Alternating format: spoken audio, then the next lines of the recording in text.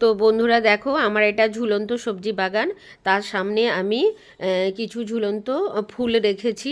এগুলো তো সব ডায়ান্থাস রয়েছে, পাঁচটা পাঁচ কালারের রয়েছে, আর কিছু কালার গাঁদা রয়েছে ছোট্ট ছোট, যেগুলো গাছগুলো ডোয়া ভ্যারাইটি হয়।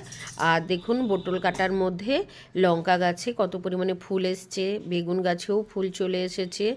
দেখুন, যখন বেগুন ধরবে তখন অবশ্যই আপডেট দেবো। আর এখান থেকে তো লঙ্কা হারভেস্ট করা শুরু হয়ে গেছে। আর এখানেও রয়েছে ছোট ছোট লঙ্কা গাছ।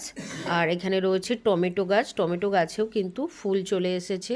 তো এইভাবে কিন্তু বিভিন্ন সবজির গাছ আপনারা ঝুলন্তভাবেও করতে পারেন। তো দেখুন, এখানে রয়েছে গাঁদা, আর এখানে এই বোতলের মধ্যে রয়েছে বেশ কিছু লঙ্কা গাছ। তো সমস্ত লঙ্কা গাছেই কিন্তু ফুল চলে এসছে এবং লঙ্কা ধরাও শুরু হয়ে গেছে। তো কেমন লাগলো অবশ্যই জানাবেন।